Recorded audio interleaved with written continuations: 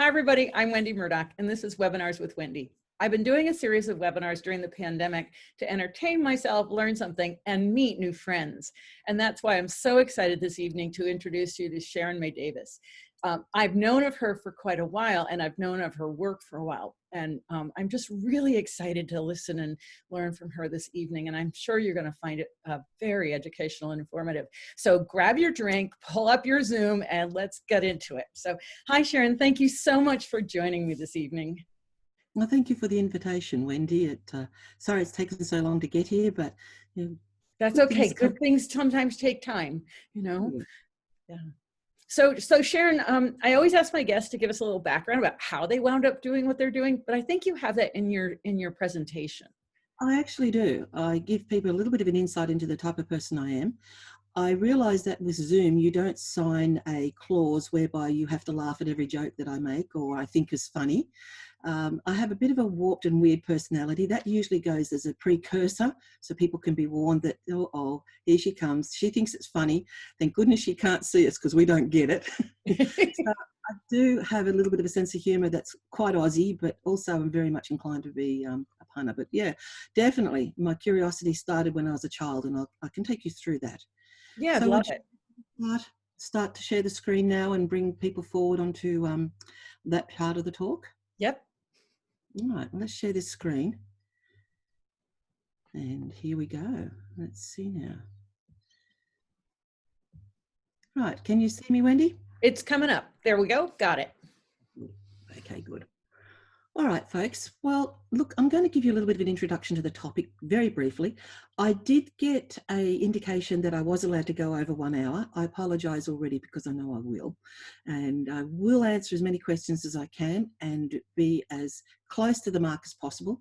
And if I can't answer it, I'll be honest to tell you I can't answer it.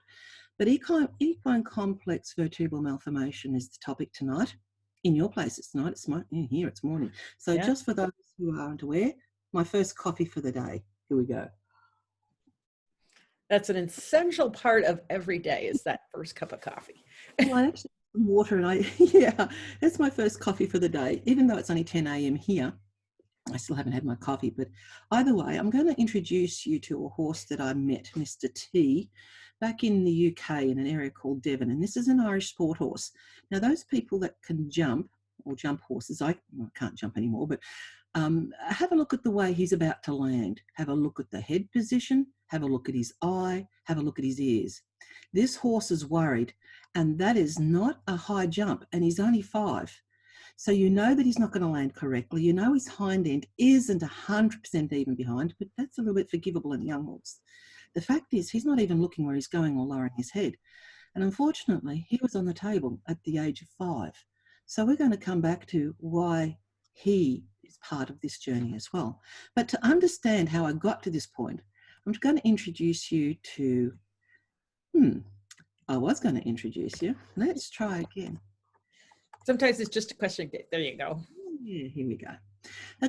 As your guest speaker, some of you may be familiar with my work or may be unfamiliar. However, here I am at Rotterdam. This is in the Museum of Natural History, and I'm doing some research. Now, I don't know if we have the icon. This is not me ironing out the bones. This is a 3D archaeological scanner. I would love to take all these bones home with me at a museum, but I'm afraid that I've only gone through the airport several times in my life with a suitcase full of bones, and had one interesting experience in Japan where it all got pulled up and looked at me very carefully. However, having said that, this is the camera. This is an archaeological 3D scanner, and I'm researching dorsal spines and metacarpals and metatarsals throughout the areas of museums, or areas in the world in museums, including America, where I was studying these bony portions for various reasons, and it'll come out in future papers. Some of them are already being published now. So I was born in 1959.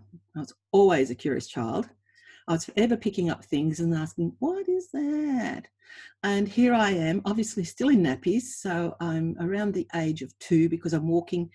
And that is really quite a position that I seem to hold a lot in my life, because when you're looking at bones and starting to look at bones, you actually have to dig a lot when people aren't available to offer them to you post-mortem. And that's how my early part of investigating the osteology or the bones of horses began, and especially their skeletons. So here we go. My first memory was as a child at about the age of 3 to 4, and I was woken up in bed and said, "You want to come out with the horses?" Now, we didn't have horses. And for those people that really know me, they know that my father was had horses, but I didn't know because, well, I was one of 7 that we know of. So thinking about that, you know, I was just this person, this little child between, I was number 5 out of 7 that we know. And he said, "Do you want to come and see the horses?" So I got my little blankie, which is covered around me. And all I remember are mists and giants in the mist. And it was foggy. Now, my older brothers, some half and some not so half, said to me, "Oh, that's when you were 3, and that's before things really changed in our family dynamics. And yeah, Dad would have had trotters, and he would have taken you out one morning to where the trotters were, where he had them in the stable," which I knew nothing about. And so that was my first encounter. So I continued in this little journey of understanding horses a little bit, and they found me riding horses at the age of 4. Not our horses, someone else's horses, just took off into a paddock and began riding horses, climbed their legs, and these were actually bush horses, so we didn't even know if they were dangerous. They were dangerous to my brothers, but the gentle giants that I remembered in the mist looked after me in the bush and let me get on their back, and I thought I was riding, but all I was sitting on their back and grazing. So my brothers watched me do this, and they said I used to hook my big toe over their elbow, climb up the leg, hook my big toe over the elbow, pull on the mane and get myself on their back. Wow. My memories are riding horses at the age of 4. No saddle, no bridle, no safety mechanisms. No parental guidance, by the way. So that happened right up until the age of 14, where I was still riding horses that we didn't own. And I actually met the people that I call Mum and Dad now, who I referred to a moment ago to you, Wendy. So here I am, paddock bashing at the age of 14, very elegant rider with occupational health and safety attire. You can tell by the helmet, you can tell by the gloves, you can tell by the safety vest. And look at those wonderful toes. You know, I could cut any bush at any height with those toes.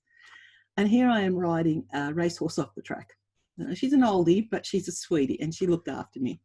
So Mum and Dad took me in, the people I call Mum and Dad took me in, and they said, "What do you want to do with your life?" "Oh, of course, what do I want to do?" I badgered them to let me ride their horses, and of course they did. And they then said, "Do you want to become competitive?" By the time I was 20, I was very competitive, and I was winning at what we call minor royal level, which is right up to a national standard. And here is a homebred thoroughbred. So we actually bred this horse, and we'd won a couple of events and seconds and thirds. And this horse was truly amazing. She was just like your typical redhead. We won at that royal. The following weekend, we were bucking out of the ring at another show. So she had a wonderful temperament that taught me to ride and hang on really quickly. The thing about this mare is you might notice my legs are very forward, and that's because you couldn't put your legs on her. You put your legs on her and we were going. She was a typical racehorse that was sensitive to your legs, but she wasn't a racehorse because she was homebred specific for me to ride. Anyway, just from that perspective, it taught me that you can have the quieter racehorse and the one that isn't racing, that obviously is a thoroughbred, that is a little bit more sensitive. So my legs had to change again. Anyway, moving on from that, by the time I was 32, I was a mother of 2. And for those people that have children, your children get to take what they call a show and tell specimen, or, you know, something they've done at home or something they want to show the world. Well, my kids wheeled in one of the skeletons I'd built, you know, and you can see my 2 children here, Matt on the left and Katie on the right, and they're presenting for the first time an Australian stock horse called Mouse that I'd built. And the kids behind had no idea about the horses. They all thought it was a dinosaur I dug up. So I'd actually dug up these bones, put them together, and got it to the school where my children had a show and tell. Unbeknownst to me how silly I was, I didn't give a talk beforehand. It was all to do with my children. And their memories of what happened about these bones are totally different to mine. And from their perspective, I burnt down the place. I just about had the fire brigade everywhere. Mum wouldn't let me in the house because I smelled. And they were very suspicious what was cooking on the stove. And they've been so ever since. So very unique journeys with my children. Moving on to 42, I've actually built more skeletons. I've become quite the academic because after having them, riding wasn't such a big obsession, as was rehabilitation. And so following after my first entry into university and 1 year's worth of advanced certification in horse management, I then became quite the academic and realised that what we were teaching and what we were lecturing about was not accurate to the books. I was finding different variations to the equine skeleton that we weren't being presented as normal morphology in the horse. So for argument's sake, the thoracic vertebra can be anywhere between 17 to 19 or half thereof because of what we call a transitional vertebra. And this goes on. So I became quite the academic and began putting together information and going on to my master's and publishing. By the time I was 54, here I am with Sophia Vermeulen from Equine Studies. Now, obviously, I've been inside and dissecting a horse because I've been dissecting for 25 years. I've got veterinarians around me I'm lecturing to, and I'm taking through a number of people, and we've got inside the probe. So you can see here the computer. I've got a probe inside. Sophia's going in. I'm teaching her where to palpate and how to palpate the internal organs for leading into the dissection. And lo and behold, I didn't realise that I'm rubbing my dirty bloody hands on the back of her jacket. So yeah, my introduction is just get in there, get it done, and enjoy it, and enjoy the palpation and journey. So I've been not only rehabilitating and managing horses, but I actually had managed horses right up to this level, to the point where they'd gone to the Olympics and represented Australia at various levels in various disciplines. So I was not only a therapist and rehabilitator, but I was an academic at the same time, bringing from the table, from the dissection table, to the living horse. And that's where I made the biggest differences to the living horse, was when I understood what was going on inside. So nothing's changed. I'm still head down, backside sticking up, and still curious at 60. Here I am at the Japanese Museum measuring metacarpals, and why would people take a picture of that? I have no idea. But for comparative anatomy, my butt was bigger than the horse because this is a Przewalski. So understanding that kind of curiosity, I haven't changed. I'm still curious. And up until this point where I'm presenting this webinar, I actually was writing about those dorsal spines. I was scanning at Rotterdam Natural History Museum. I was actually writing about them this morning.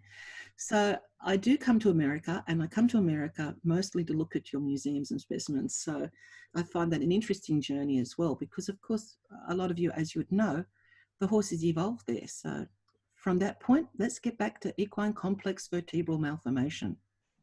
So this is the title, Equine Complex Vertebral Malformation. In the beginning, I used to refer to this as the congenital malformation of the 6th and 7th cervical vertebra. But as it continued on, and with consultation with the University of New England and the Commonwealth Scientific Industrial Research Organisation here in Australia, I changed that. It was more complex than just two vertebrae. It involved neurological, so the nerves. It involved the first and second sternal ribs. It involved morphology beyond what I understood, including the musculature. And so looking into literature, I came across some research that talked about complex vertebral malformation. And from that point on, I sent a letter to the Journal of Equine Veterinary Science there in Kentucky.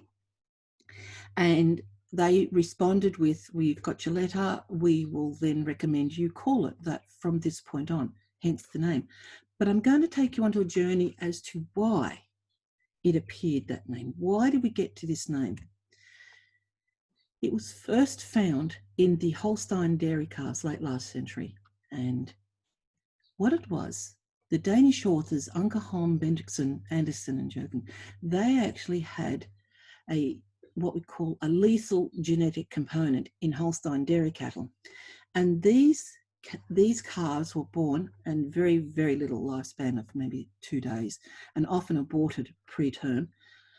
They were born with a congenital malformation of the cervicothoracic junction here. When you're looking at it, you can see malformations here and rib malformations of these calves, double heads, and variations of C6, C7, first thoracic, and these strange looking ribs, these fused ribs or misshapen, or it went on to think, well, okay, this is what I'm seeing in horses. When you looked at the vertebra after all the musculature has been removed, this is C6 here, and you can see weird double-headed ribs or weird flared ribs or weird half vertebra or misshapen vertebra.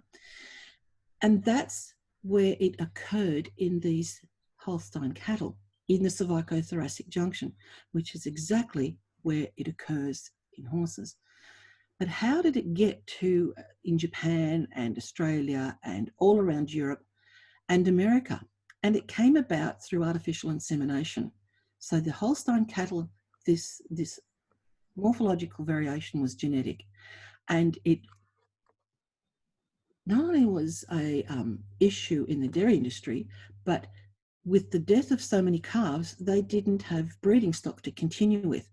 So after the talks, we decided that we'd put just a prefix in front of it called Equine complex vertebral malformation. And that's because it wasn't too dissimilar to what we found in the Holstein calves, and it was in the same anatomic region. So just so I understand this, so this was first seen in cattle. What years? What years were those that they started seeing it? Late last century. And oh, right. And so, and when did they start doing artificial insemination with cattle? That's been going on for a long time.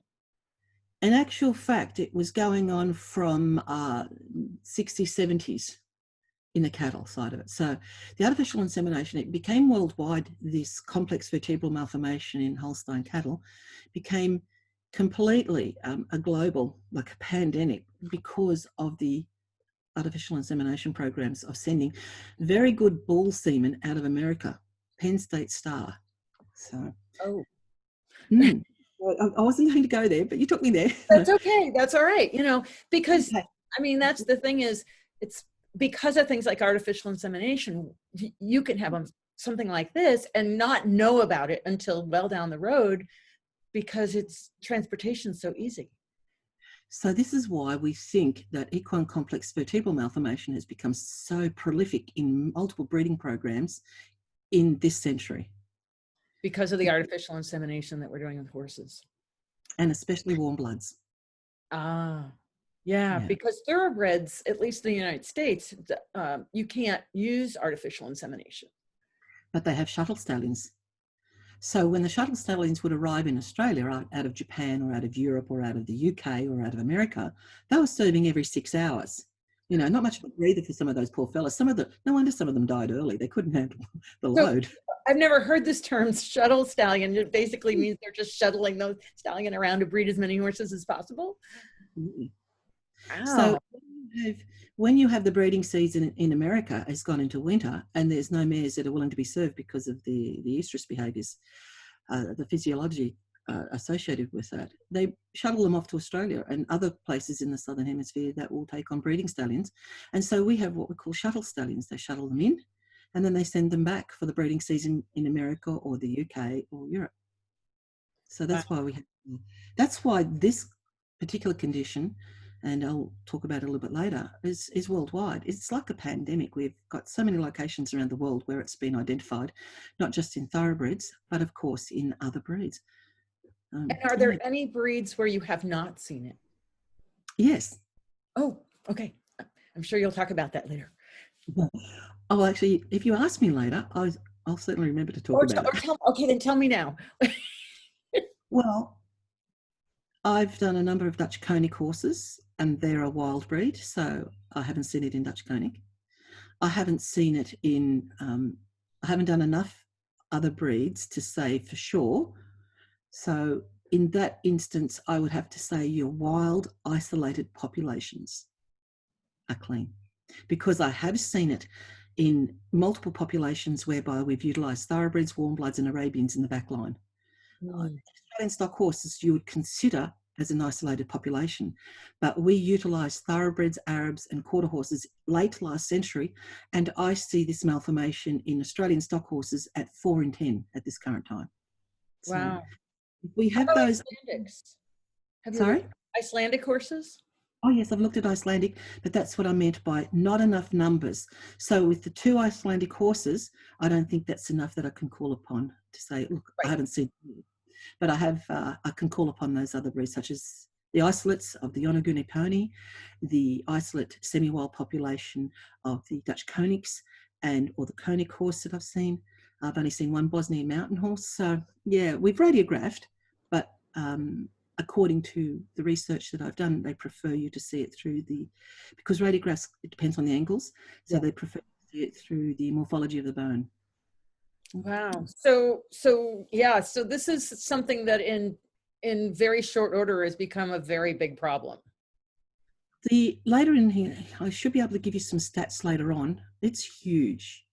Wendy, what would you think if I was to tell you that when we read the papers, especially what we call the retrospective papers from America, Europe, England, and what I've seen in Japan, because I dissect in Japan and in Australia, and of course in New Zealand, where there's a lot of thoroughbreds, what if I was to say that I'm looking at close to 40% in thoroughbreds global? I'm seeing a malformation of C6 and or 7 and or all of this. So that's a very high population at this point. And as I said, I've read a lot of there aren't that many papers on it, but when you start looking at the old literature, you'll actually see them mention it back in the 1800s, but not frequently. It is only mentioned in this century to the frequency to which it's recognised now. And okay, this might be getting ahead of ourselves again, but is there any way to diagnose this other than postmortem? Oh, radiographs. Okay, so you can, but because, you know, one would think with that percentage of the population, we would want to be looking at our breeding stock and making sure that they don't have a malformation, so we're not continuing to breed it. We suspect, and De Ruin out of UC Davis, he recommended that with the same malformation, after I published my first paper on this, he followed on with looking at it in retrospective radiographs, whereas I was writing it from, well, digging up dead horses and abattoirs and, you know, horses that were suspicious and horses that were on the table due to various anomalies, like that first one, that 5-year-old Irish sport horse. Various issues that, you know, were causing the horse to be euthanized. And De Ruin said, in the light of the same morphological or anomalous C6 and C7 in two geographically isolated locations, it would have to be considered a genetic component would be involved. That was De Ruin out of UC Davis when he wrote that paper back in 2016 after my 2014 paper. So this has now gone on even further, where 10 papers have been written of them, 3 of them are my own and 1 as a mentor to another person who's doing her PhD on this subject. So with that in mind, yes, is there a genetic component? Through this webinar, I'm going to show you there's a heritable component. Okay. Yeah, to date, we have a current data suggests it's a global impact. And here are the countries that we have absolutely confirmed its locations. So Japan at any one point in a day can have 30,000 racehorses ready to race. 30,000 in that small country. Oh, I had no idea. So let's say recently when I did 6 dissections in Japan, of course not this year, previous years, yeah. I've done about in total 10 thoroughbreds in Japan and 6 had the malformation. Wow. That's a little bit high. Here in Australia, of course, my first paper says we had it at 38% in 2014. In New Zealand, it can be crossbreds, it can be thoroughbreds. In Europe, predominantly the malformation in Europe is predominantly warm blood. And I want to put this question out for you to think for 1 second. Why warm blood? Of course, the UK and of course, America, I've seen it due to the radiographs and the papers that have come through from America and Canada. So let's go back to that question. Why warm bloods? And that's because of the 2 world wars at the beginning of last century, the first half of last century, whereby there was a genetic bottleneck in the warm bloods due to, well, how do we survive if we've got nothing to pull the cannons and nothing to eat? We actually decimated the warm bloods and a lot of breeds were very low and dangerous. So they revitalized these breeds with, you named it, thoroughbreds.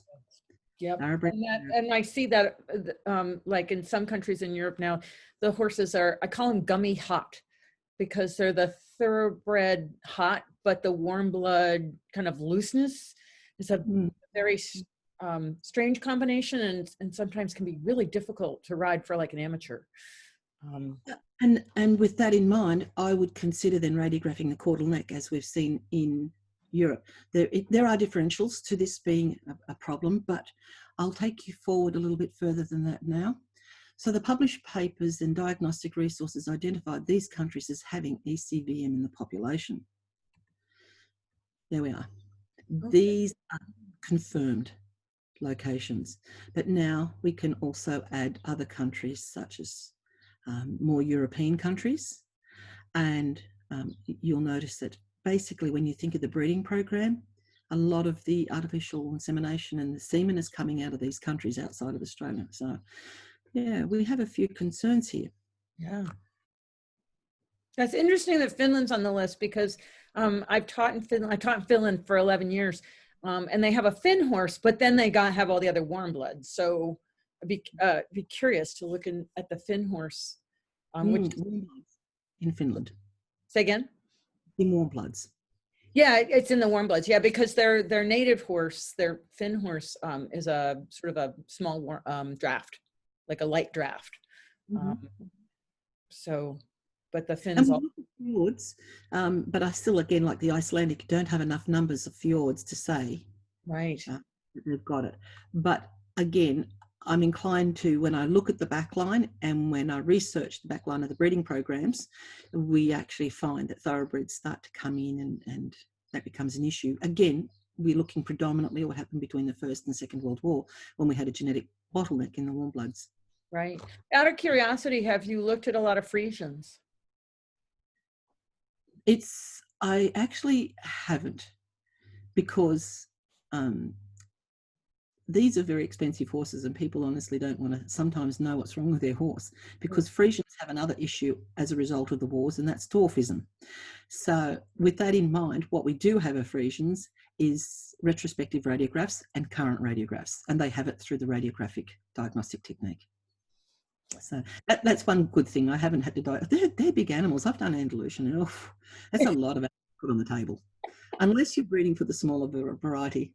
Someone asked me, have I done some of the big heavy drafts?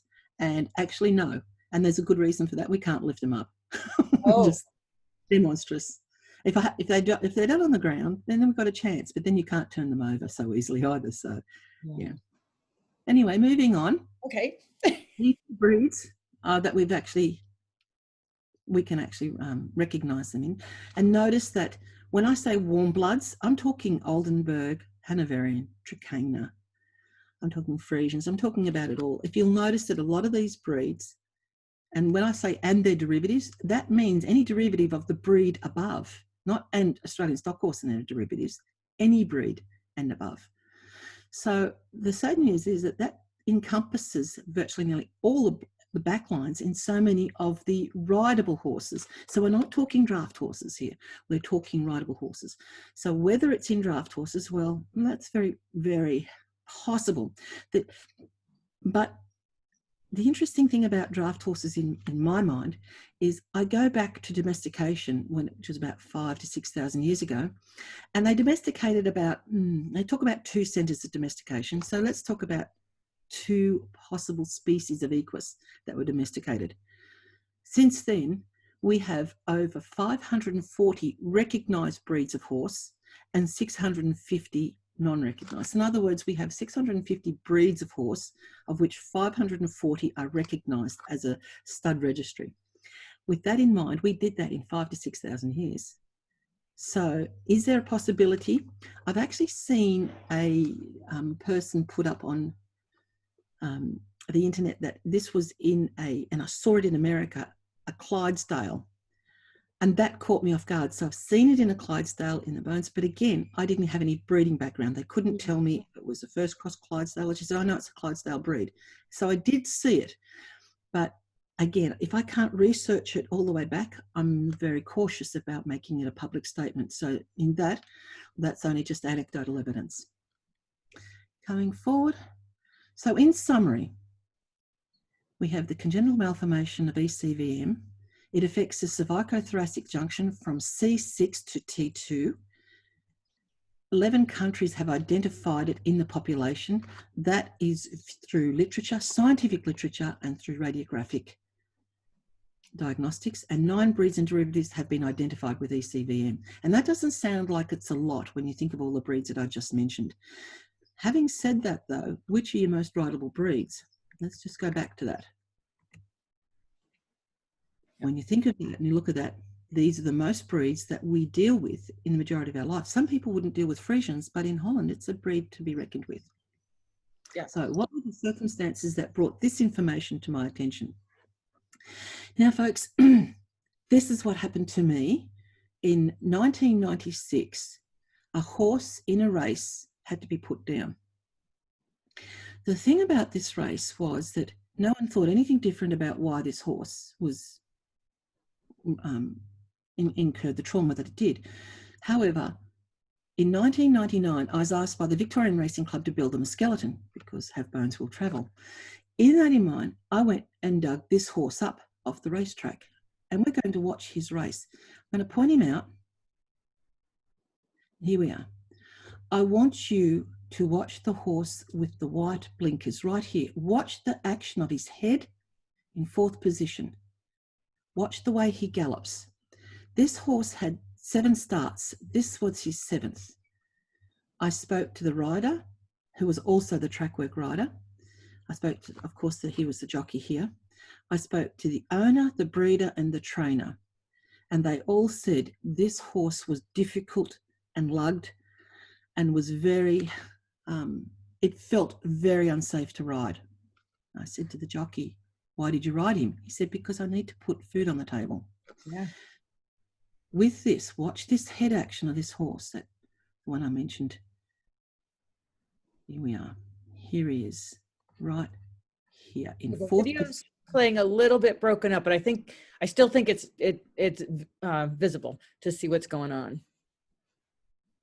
Watch him coming around the corner. It's this bit of a lug that he has, as I explained.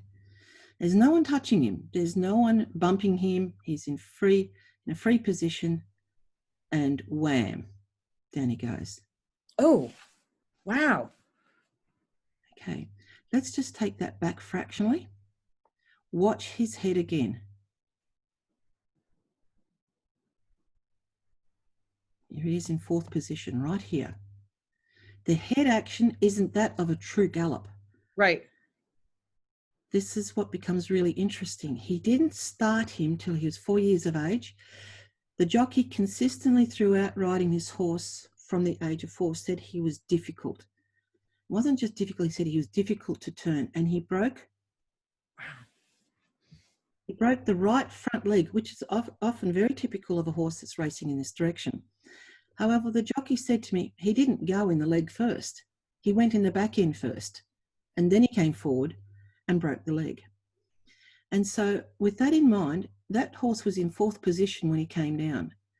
When I dug him up, I was absolutely flabbergasted as to why a horse could race with the malformation. So in 1999, the Victorian Racing Club, who requested it from yours truly, went out and do what you do. I dug him up. Celebrations that night were very short and sharp due to the aroma, apparently, but I had no obvious, I wasn't aware that I stunk. It was just, I'd gone and dug up this dead horse. The thing that caught me off guard on my 40th birthday, so we're now looking at 1999. Here on the left, this is the 6th cervical vertebra of a horse that's represented Australia in endurance and is an individual bronze medal winner from the 1990 World Championships. Now, when you look for symmetry, we're looking here between transverse processes, we're looking here. And this horse is 19 at death, and so he's not too bad. Now let's look at that horse that came down in the race. That horse is called Presley. Look at his C6. He's missing a huge portion of bone. Yeah.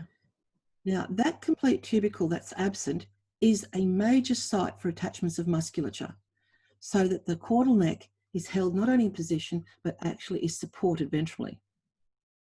Look at the articular processes. They're asymmetrical, and significantly so, as are the transverse processes. look at the vertebral canal size. And by the way, Lionel, which is, by the way, Lionel is the normal one. Okay. Presley is the abnormal one. So I actually know my bones by name, so I call them by their original names. Look at Presley's vertebral canal size. Presley is bigger than Lionel. Lionel is 15.1. Presley is 16 hands.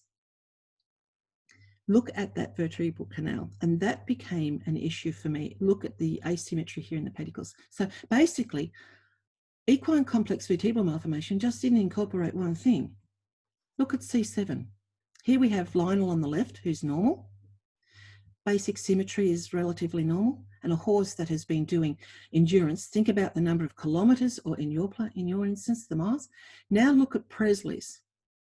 He transposed a big portion of that bone that was absent here, has transposed onto C7 with what's called an arterial foramen.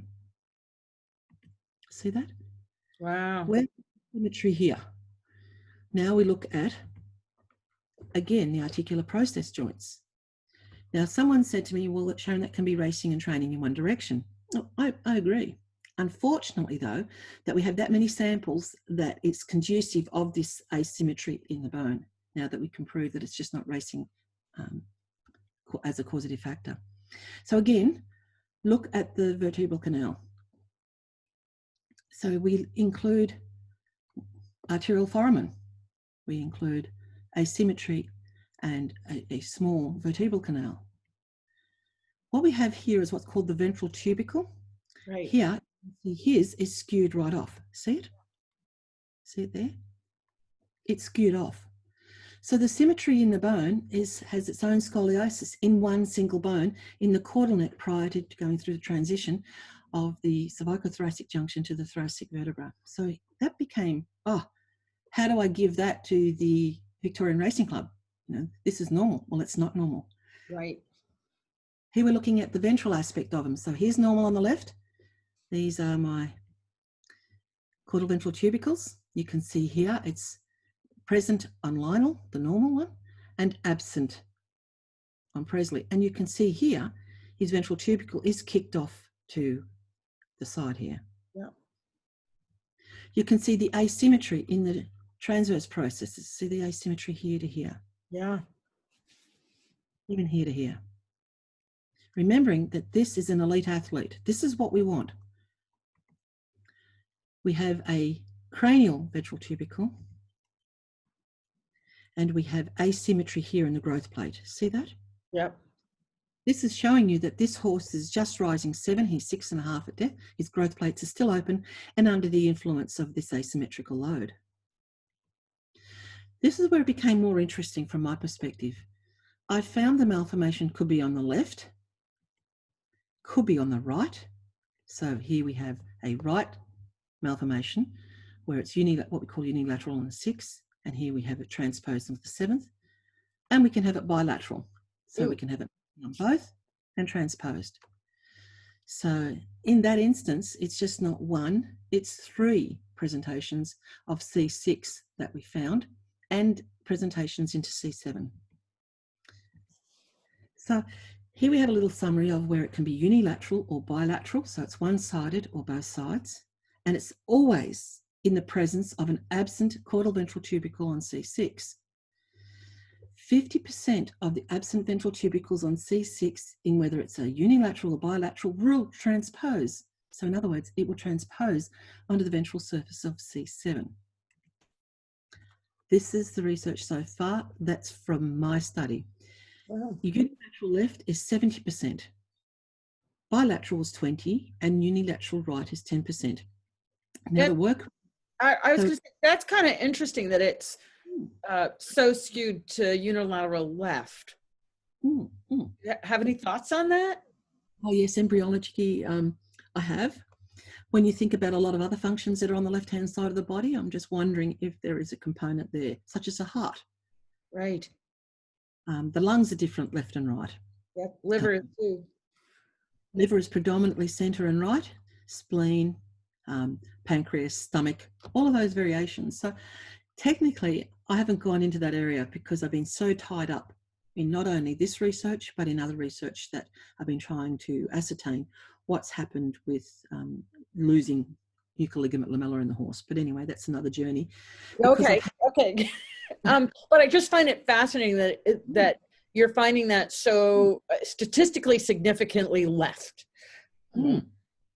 But the research currently is showing that bilateral is catching up. Oh. So that's the research of another lass who I'll introduce to you later. Okay. So in summary, it always is in the presence, ECVM is always in the presence of a malformed C6. It presents in either a unilateral or bilateral morphology.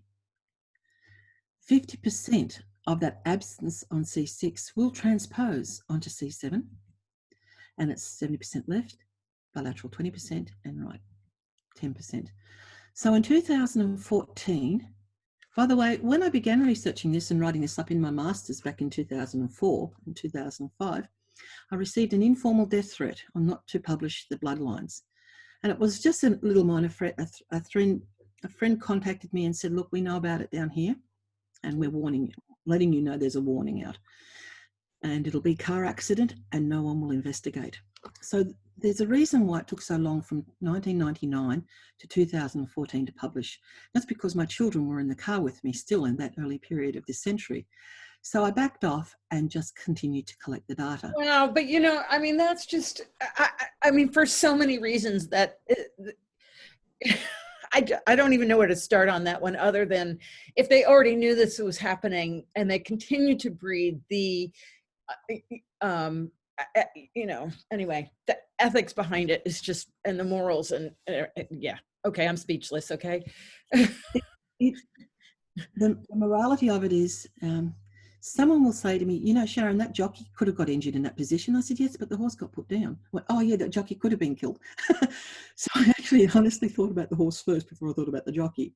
How many times has a horse come down in a race and has had this malformation?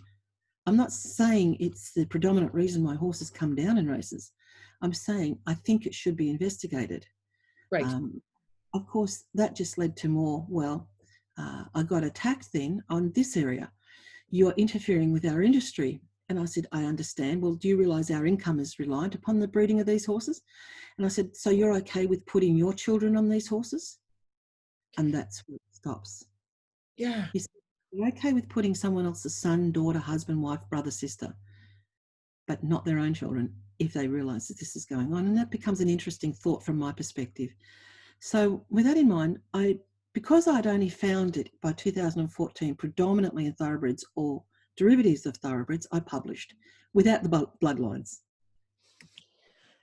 And here's an abstract. Now, don't read the abstract. I've highlighted what you need to see. Perfect. 123 horses. So I'm dissecting and I'm digging, obviously head down, backside, back up again. And of the 50 thoroughbreds, because this is how they said I could only publish, I wasn't allowed to publish on radiographs because even though I'm a scientist, I'm not a veterinarian, so I couldn't diagnose from the radiographs. So of the 50 thoroughbreds, 19 had the malformation. So we're talking about C6 or C6, C7 and first rib C4. But anyway, I'll continue with that in a minute.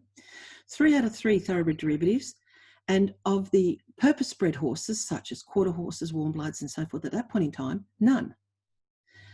Of those 11, of those 22, so we're talking, add the 3 to the 19, you get 22 with the malformation. 11 had transposed onto C7. So it was a C6 and C7 paper.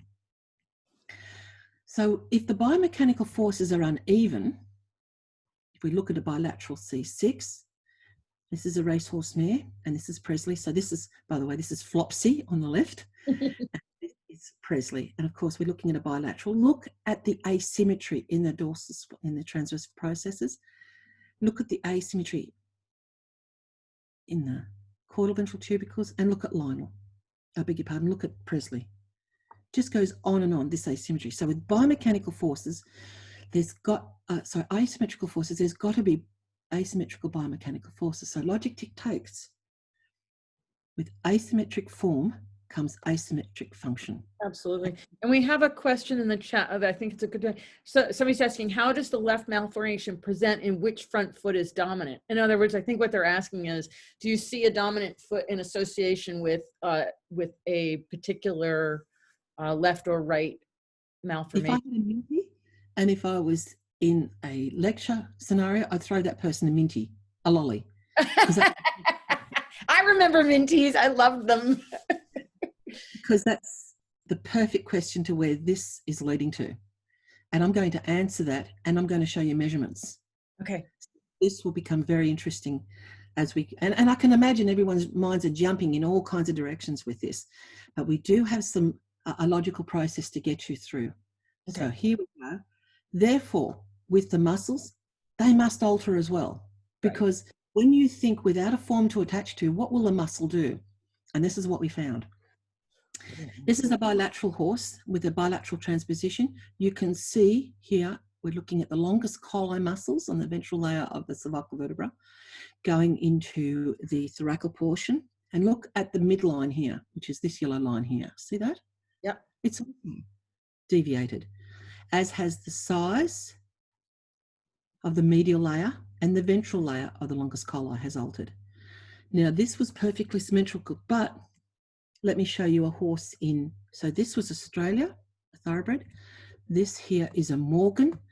I haven't seen it in Morgans yet, but I haven't dissected lots of Morgans. This is the longest collar. You can see it is virtually even. So in other words, symmetrical as it's entering the thoracic inlet. This is a thoroughbred in Japan with less left side unilateral absence. You'll see the thoracic portion here. I'm going to open up closer. Is enlarged. See the hypertrophy of the muscle, and it's pressing on the trachea right here. Ooh.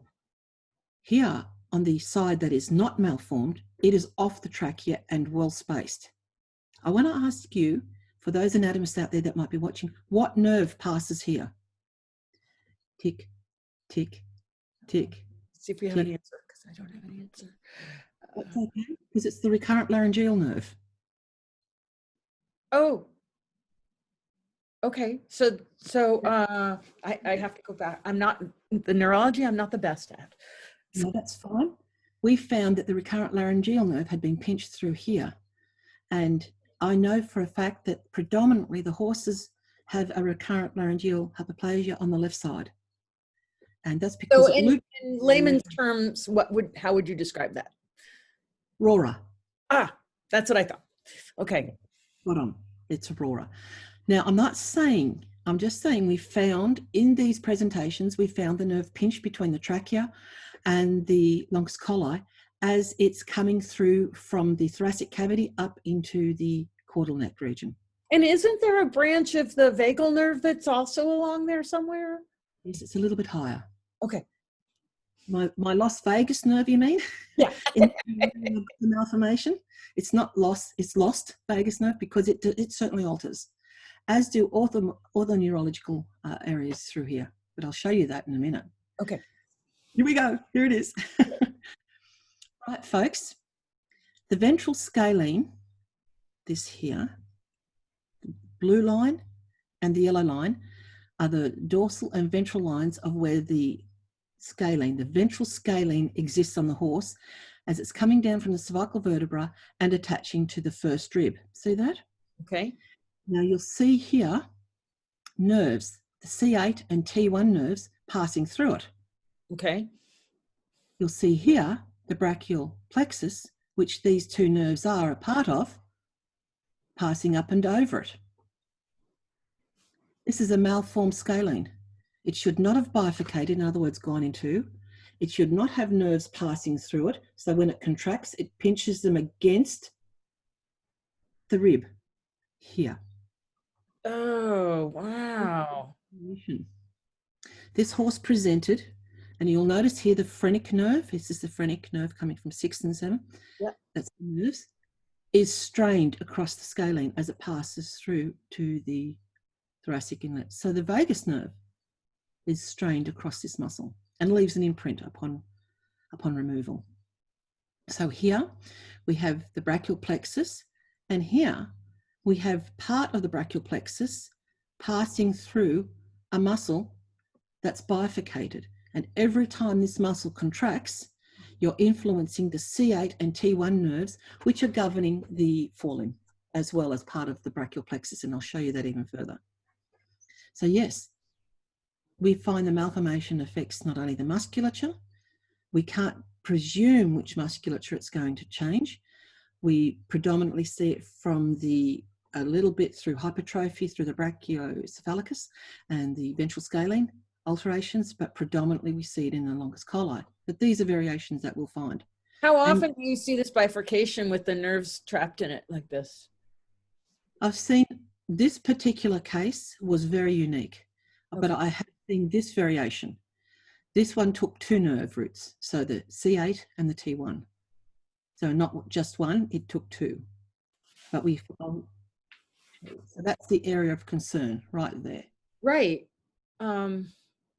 Wow. Okay, so if we think back to that racehorse, what was his name? Presley, which we don't know what was going on with his muscles because they weren't there by the time you dug him up. But the way he was lugging in his neck, who knows what kind of nerve impingement he was suffering from? Because that's why I started to look for another marker, external. So just in summary of that, just so I'll take you through that next area you're going. The variations in the musculature involved attachments to C6 and C7, and the associative musculature can vary in size, so it can hypertrophy, and its morphology due to altered attachment sites will alter. And this is what we wrote. This was with Catherine Walker from Victoria doing her master's. I gave her a hand with, mentored her through while I was writing this paper up. And what it was, the variations and implications of the gross morphology in only one muscle, because when you're writing, you're very specific about your target. And I was talking about the variations here to the 6th and 7th cervical vertebra of the longus colli. We found in our small study, 9 had displayed it with a distinct asymmetry. The asymmetry was noted in the entheses, patterns and articular process joints and abnormal mechanical load because of the hypertrophy and atrophy. It raised more questions to the equilibrium of these horses because in this particular paper, we did not include the stillborn, mind you. Stillborns are being dissected that have the malformation, and predominantly we find that stillborns appear in the last 6 weeks in the 3rd trimester. It raises questions as to the equilibrium of these affected horses and the safety in handling and riding them, because if the nerves that are governing the limbs are altered or compromised, then maybe we have some other issues occurring in these limbs. So what came next was the question. And ribbing, yeah. It was ribbing, because here are some of the ribs that the nerves were being compacted against, which is supposed to be a typical axial line here. So where the nerves would travel through that axial line there. Here is Lionel, the nice white ones. And here is Presley. Oh my God. What is that exactly? Well, it's what your steak and rib house would love. You get more meat on a 2-headed rib if you're coming to a steak, and more meat on a flared rib. So, but these malformations of the 1st and 2nd rib. So the 1st and 2nd rib, it basically, they're not, it just was formed that way. He was born this way because we'll find this in the dissection of stillborns as well. Wow. It's really concerning. Outside of the fact that the pup did a bit of a nibble job on the bottom of the ribs, the pup that we had at the time. Oh, okay. That's not malformed here. Okay. That's just a nibble. He was so happy and proud when he presented this rib to me. Oh, I bet. I bet you were not so happy. No, not so happy. But I don't even know how he found it. Anyway, having said all that, this is what we'd deem normal. Even, don't worry about that little hole there. This is what we deem normal here. And that's Lionel, that bronze medalist. This is a double-headed or a bifid rib. That's the 1st rib. This is a flared rib. Now, in human terms, this would create a condition called thoracic outlet syndrome, which you end up with paresis and parathesis. So you can get clubbing of the hands or you can get itching of the limb. So have a look at this one for a doozy. If we're looking at a normal rib formation to the sternum up here, you'll see how the rib comes down and the costal chondral junction here goes to the chondral sternal junction here. See, that's relative what we'd call normal. Yep. This is a thoroughbred I dissected with a unilateral left side. That's the first rib. Didn't even make it to the sternum. This is the second rib that has a flared formation and 2 entries or attachments to the sternum. And that's just one. And this is why ECVM is so complex. We can't radiograph this with ease, unless you're Sue Dyson. She's brilliant. I have to get her on as a guest. I definitely, I have to get a contact there. So here's the first rib and a second rib. And by the way, this is a normal third rib. Wow. Again, you get more meat for your money if you're going to a rib and steakhouse and you're eating a cow with this, perhaps. So yeah. Someone's asked a question. She says, I'm fascinated to understand what's happening embryologically for all this to occur. Will we eventually be able to test for this genetic alteration? I believe UC Davis, having mentioned that it could be a genetic component here, would absolutely be accurate in that. I believe there has to be a genetic component because Clever Cookie, who asked that question, they found the genetic component in the Holstein cattle. And it was simple as ABC. It was a transposition of phenylalanine with valine, and it changed the recipe in cooking the ribs. Wow. Like a thoracic junction. It was a simple transposition in the DNA in one allele. But you would need to have, I mean, that was in one breed of cattle, and we're looking at how many breeds of horses? So we'd have to figure out. We're well over 10 breeds of horse, we know now. I've mentioned 9 here to be safe, but definitely you'd find it, and I fear that it's because it can be recessive. I fear that you can have a carrier. Right. And that's of concern. So we would all have to come to the understanding that we're going to genetically test our horses. See, I'm just thinking about in the quarter horse world, the HYPP, which we've never been able to resolve because there's too much money involved, I think is the bottom line. I remember researching that and looking at that component. I did the genetic program at University of Guelph, and I posed that question, and she said that it's a very hot topic to still this day. This complete genetic process really needs to be sorted. But for those people that are uncertain, before you purchase the horse, these malformations will not occur unless C6 is involved. And that's easier for the veterinarian to radiograph and diagnose than any of these other conditions. Sue Dyson has radiographed this in America. Sorry, Sue Dyson has radiographed this in the UK. I dissected this in Australia. So we have the exact replica of the morphological variation in the UK as we have in Australia. So that's what I'm saying. We'll find these around the world. There's more than one variation of the rib. But in this instance, look at the sternum. Wow. How can a horse race with a sternum like that? How can you ride a horse with a sternum like that? It'll never be upright and symmetrical. I mean, how many trainers said we can get them straight for you? Yeah, wow. And but it's also there also is a component there on the opposite on the right hand side of the rib cage, isn't there? No, that's normal. But it's normal and pulled around. See, I'm doing a standing dissection here, and I don't mean I'm the one standing. We do standing dissections in Australia. Wow. And we stand and we put the horses up, and I dissect both sides just so that the student can watch the one side, palpate the other while I dissect and prep the next side. And so they go from one side to the other. And this is what, when we were getting, like when she was up there, this poor girl, I called her, we weren't allowed to know her name. So I called her Betty. Okay. And Betty here has the malformation here to here. It's pulled the sternum, and this would have started in utero. And here we have the normal side being pulled around. So yeah, because it just from that angle on that picture, it also looks like there's something wrong with the ribs, but it's because they've overlapped in the way it's been twisted, I think is what I'm seeing. Yes. Wow. So this is the complete variation at this point that we see outside of how it influences the body. So this is an influence. This is a symptom of the malformation. This horse here, so we've got Lionel here on the left, who's normal, and this is Centoasis. His rib is not only straight, but it's bent into the thoracic cavity or into the thoracic inlet here, and then comes out to meet the sternum. So the sternum's over here. Whoa. This is the left side. Whoa. Now I've dissected this, and it's very hard because we don't have a first rib in these horses.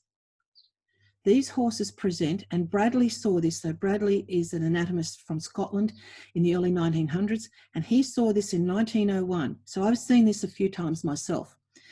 There is what's called a rudimentary sternal, well, a rudimentary head to the rib and sternal attachment, rudimentary, tiny, and in between is a ligament. Wow. So there's no rib. So what do the muscles do in the presence of no rib? In this case, for instance, the scalene, and remember you asked me about the variations of the scalene. The scalene's got nothing to attach to, nor does serratus ventralis, nor does all the other muscles that will utilize the first rib attachment. In this instance, the scalene upon dissection goes medial, so inside the thoracic cavity, and attaches to the second rib. So again, it's impacting upon the esophagus, impacting upon the trachea and the nerves, and those are the vessels that are passing through. Oh. In this instance, I've dissected this in unilateral and bilateral, but wait, there's still more. The anomalous presentation of the ribs in the ECVM are quite variable. There's just multiple variations of these ribs. We can have a two head or a two insertion. We can have the first rib attached to one insertion and the rest of the work. The anatomy of the musculature coming through may attach to this one, over onto this one, or this, or this. It's just quite variable. In the process, the nerves are trying to come down and avoid these malformations. So with the combined structural limitations, these variations create greater challenges for accurate diagnostic procedures. So in other words, these horses will present with forelimb issues. In the case of Betty, she presented with intermittent left forelimb lameness and intermittent right forelimb lameness. It ended her racing career. Mind you, they were trying to race her. So anyway, they never could diagnose, nothing blocked to the limb. And this is what Sue Dyson found in the UK when they blocked out the caudal neck in the malformation, and in their study they had 3. They actually could resolve some of the limb issues that were happening in the forelimb. So, and potentially, when you have all of these involved, it becomes more debilitating. So here's a different one. This rib is a flared first, presented in an elongated form, a shortened right. What becomes really concerning here, in this instance, the scalene is abnormal. It attaches to the entire length of the first rib. So in other words, this is the same horse. So this is Jazz. Wow. All that length there. You can look at the asymmetry in the thoracic inlet. And of course, because of the length of the scalene, the phrenic nerve has been stretched. The phrenic nerve comes out of the nerve root C6 and C7. And the phrenic nerve is completely stretched in this eventing thoroughbred who had shown signs of paresis and paresis, and I'll get to that in a second. So the congenital malformations of the first and second ribs are only expressed in the presentation of C6 and or C7. So none of these occur unless, again, C6 is involved, and in this instance of the ribs, C6 and C7. So the ratio of the transposition, this got to become really alarming. So let's look at it in terms of 10. I'm going to hold up all 10 fingers. Oh, we'll try the other hand too. In that instance, if we have 10 horses, 4 in 10 here present with the malformation of C6. 2 of those 4 transpose onto C7. 1 of those 2 with C7 have rib malformation. 1 in 10 will have C6, C7, and first and second rib malformation. That's a statistic that's simple, I hope, to follow, because it's hard when you look at it this way. So that's quite large when you. But at least by radiographing C6, you've got a chance. So it incorporates the first and second, ECVM incorporates the first and second sternal ribs and skeletal variations. And anomalies of the first and second are quite variable. There's just so many. Sometimes I look at it and go, oh, I didn't think of that one. But they're always going to influence the curvature and the balance of the horse through the sternum. The ratios are 4 to 2 to 1. Think of that out of 10. Is that, can you actually palpate that curvature in the sternum? Yes, you can. Okay. So that would be something that would be... A therapist could look for, or a veterinarian could look for, yes. Yeah, okay. Sorry for preempting what you're going to say then. But in my years of dissection of 25 years, up until the beginning of this century, I used to try and palpate every live horse prior to dissection. So I used to go to the abattoirs and dissect horses, but I'd also palpate them prior to dissection and write down my findings. Unfortunately, I was so naive in what I was doing. It's easy to say you're naive. I just didn't have the information. Well, you can't look for something you don't know about, right? I mean, right. It's not public. It wasn't published. There was, I would see it now. I've seen it in radiographic books, but Sue Dyson was very, very forthright. Not forthright as in mean. I mean, I'm trying to say this in the best way. She said, "Oh, Sharon, we actually started to see it in the 80s, and in that we didn't get the data, the numbers. What happened with me was I started dissecting in the 90s, and I started to see the numbers really start to increase or become more obvious in the 2000s. So we've had this wonderful discussion whereby she's included it in some of her papers and referenced and cited the work that I've been doing. And that's a great honor. I think that's when you have... Well, and that's the thing is where, you know, it's, we start to see something, but you know, it takes sometimes kind of having that bell rung in different ways for you to suddenly go, wait a second, I've been seeing this for the past how many years, but didn't realize what we were seeing.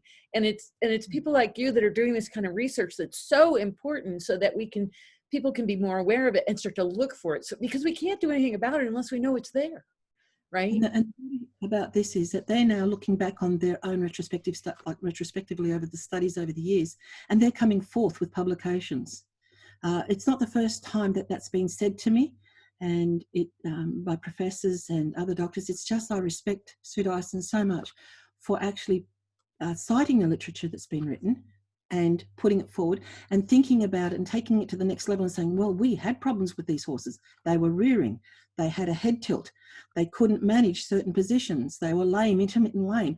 So she's published this paper in 2018. I certainly recommend it because 25 horses they retrospectively studied over through the clinical write-up and couldn't block the lameness to the forelimb. 3 of those 25 were the malformation that were recorded. And she brought that forward. And I think that is so incredibly relevant. But moving on from that, though, because I know there's the paper I wrote, Congenital Malformations of the First Sternal Rib. In actual fact, it should be first and second sternal rib. Yeah. But there we are. It's published on that. And here, don't worry about the abstract. Just worry about what's highlighted. And these congenital malformations are likely to produce clinical and functional ramifications of the thoracic inlet, thoracic limb, and thoracic viscera, with the probability of altering posture and locomotive function as noted in 4 horses demonstrating this congenital malformation. That was in this paper. So we saw abduction of the limb, we saw deviations of the limb as a result of the variation in the rib. And it concurred with other work by authors that had talked about fractured ribs or ribs that had had a birth trauma. So moving on. Let's talk about what's not published. So I'll just relocate on my seat, grab a bit more coffee because I start to get a bit slobbery when I get excited and I need to settle down. But maybe coffee isn't the best thing. You'll notice when I'm talking at a conference, a lot of people who know me are very wise now. They don't take the first row. Yeah. They take the second row back. And it's because I get very excited and I come forward and I start to slur and I start to spit, and because I just get so excited and passionate about the subjects that I'm talking about. to the point where at one conference, the whole front row put up umbrellas. So when I'm teaching in a classroom situation and I see a student cleaning their glasses, I know that I've come up too close and I've got excited with the lecture. So yeah, we have to be careful about that now with COVID, right? Shields, face shields. It's really, there's a moment of embarrassment. You know, that's me being passionate. So here we go. It's okay. We can protect ourselves. Well, I've got to wipe my screen from time to time. Non-published anatomic findings. This is going to be interesting because even though it's not unpublished, I'm going to introduce you to someone who is going to take it to a clinical finding, hopefully. So at this point, the published anatomic data regarding ECVM has been discussed. Now for the unpublished data. In one of the horses, and this is going to answer that question earlier about the stance. This horse here, so as if we're looking at the horse front on, you can see that P3 or the distal phalanx is smaller than the right one. See that? Yep.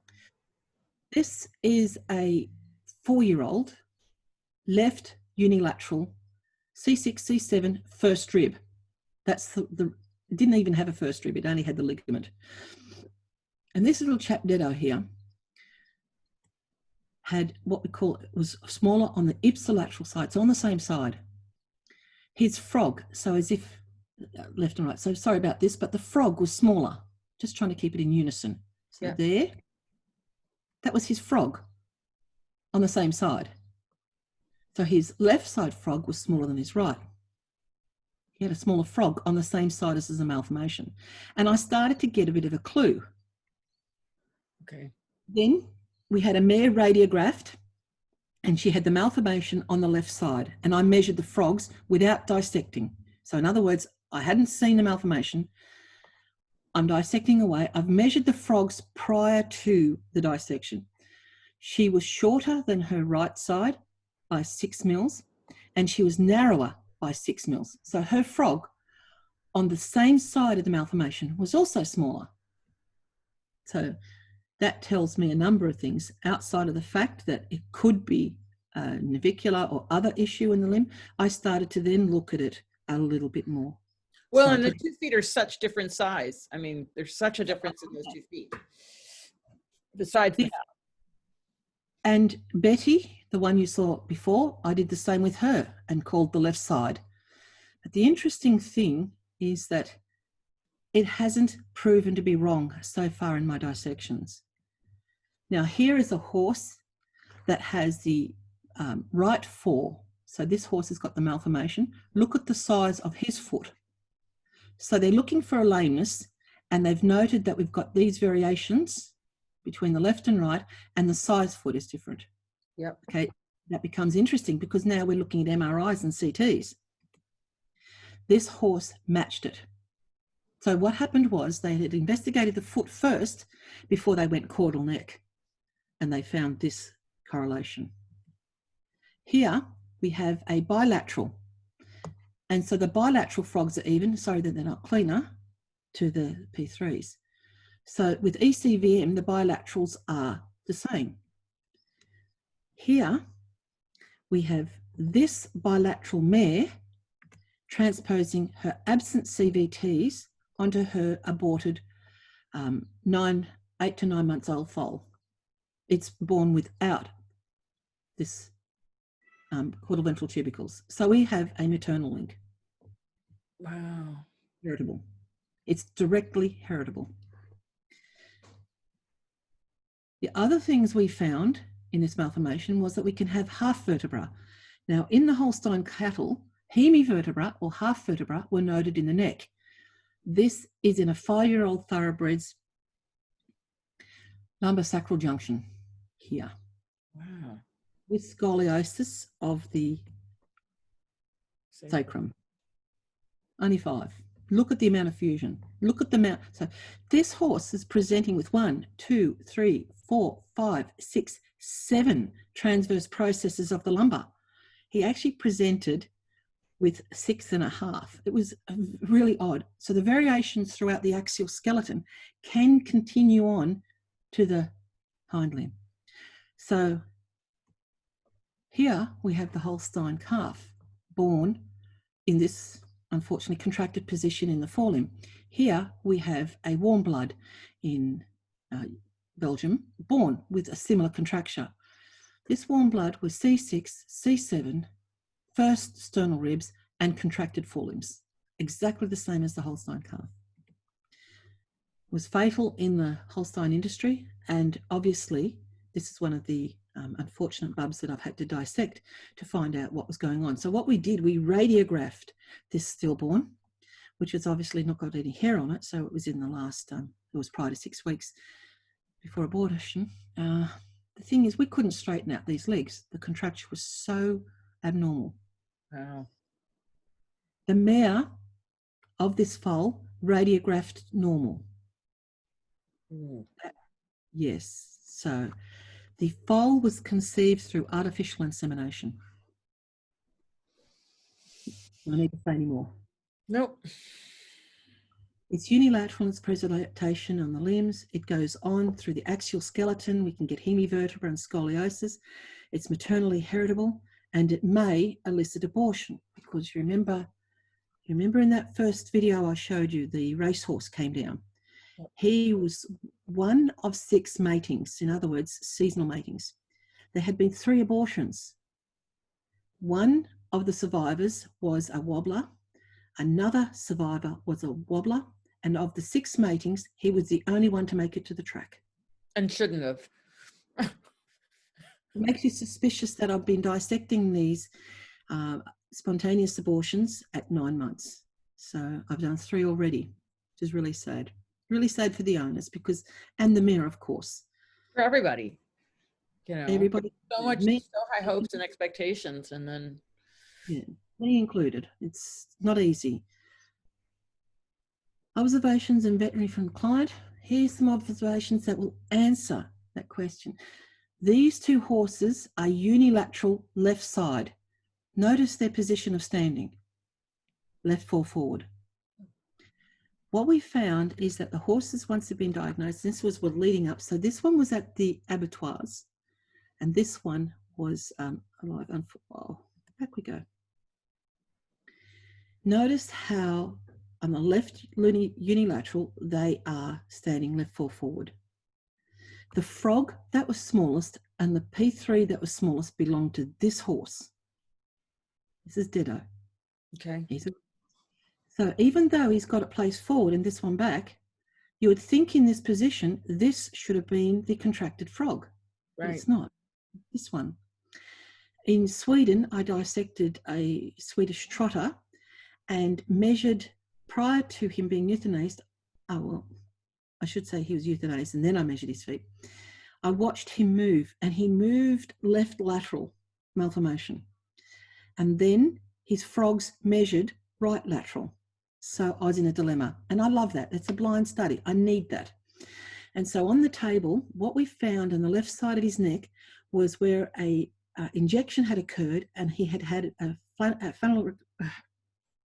he'd had a reaction, and it had become quite sinused and inflamed, and had gone down, an anaphylactic reaction, and had gone down onto the cervical vertebra. Now, sorry, trying to get my words back again. And this anaphylactic reaction, I didn't palpate it, I didn't see it, I didn't feel it, but there it was sitting midline on the vertebra after having sinus tracked down from the normal injection site. So that would have interrupted the left action of the cervical vertebra. He was malformed right C6, which matched the frog measurement. So that was a really good blind study just on myself for that one horse, and the fact that he moved left-sided but without realizing about the injection, and that it was actually the right foot that indicated it was right malformation. So that was a good indicator for me, and so far that's why I've been saying when I've been doing the measurements, they've been correlating accurately. Here we have in Japan a racehorse. He's standing also on the same scenario. I want you to watch him move. Unfortunately, you're going to hear, I think, some of the Japanese. Now, when he turns around and he comes back, watch the movement of the left forelimb.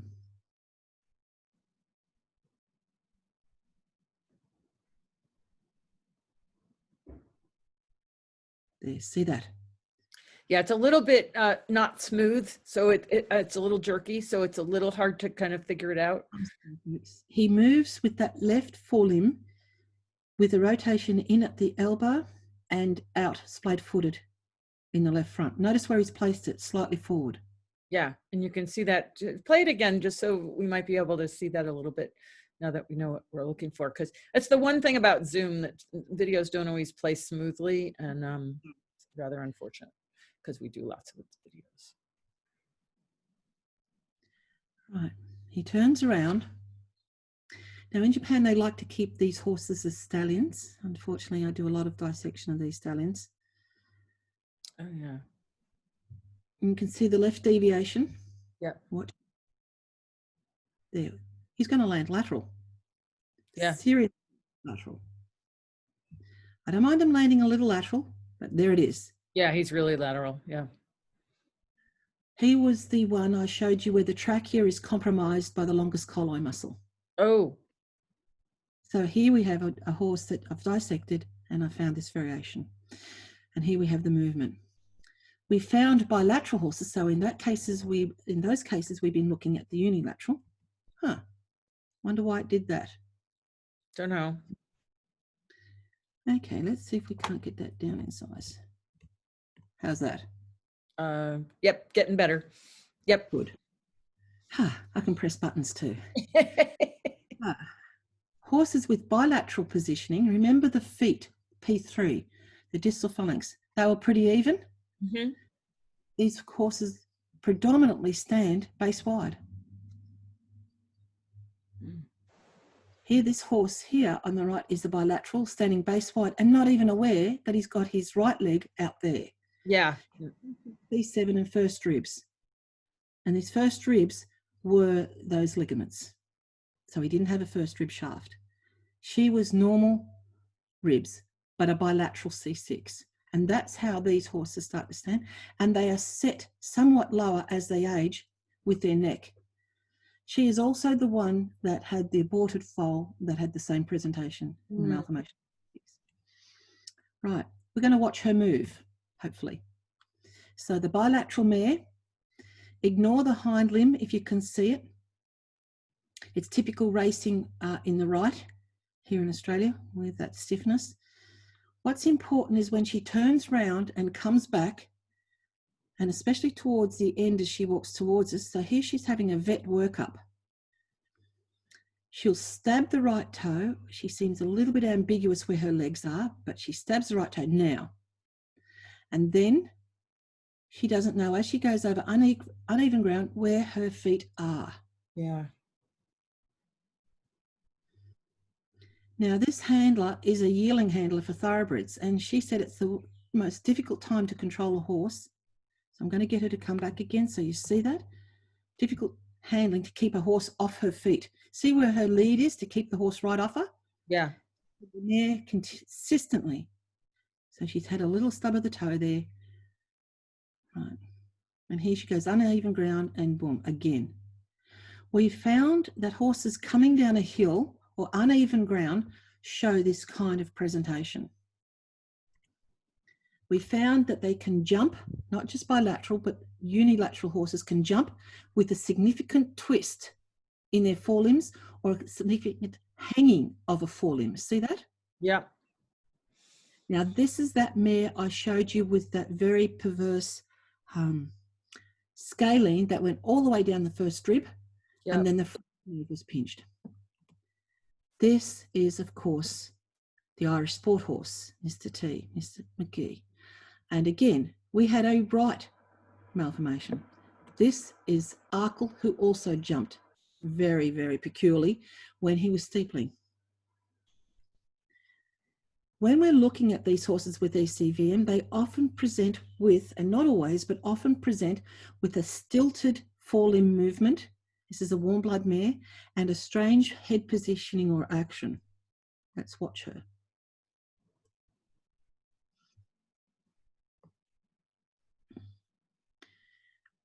this isn't too bad this way. This is a little bit footsore.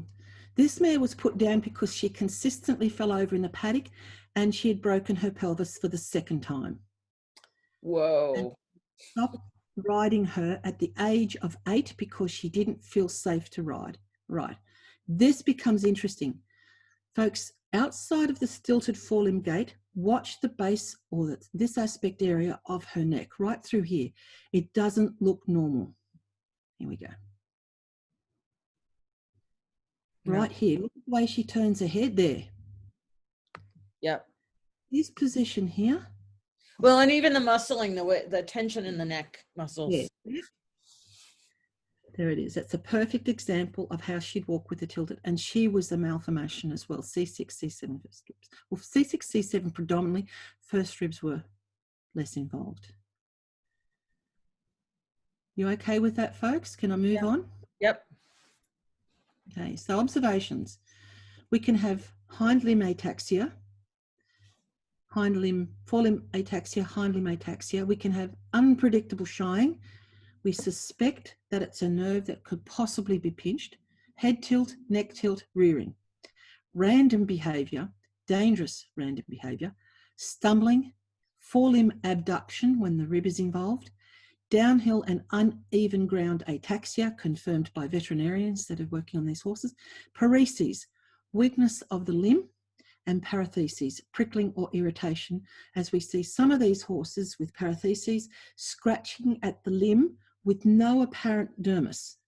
So there's no dermatitis, they just stop and scratch the limb. In some instances, they'll even stop while they're galloping and stamp the limb. We'll find proprioceptive dysfunction as they hold the limb out, and inconsistent forelimb lameness has been reported on regular occasions.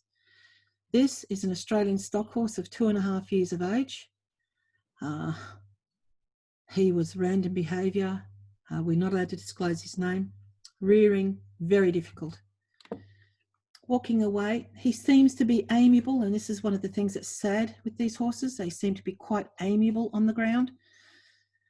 Here he goes up a hill. You'll turn around and watch him walking towards you. He is a bilateral, C6 and C7. And you watch the walk of the forelimbs coming down the hill. You'll see him cross over regularly. This is making me think of more and more horses that I have come across in my life.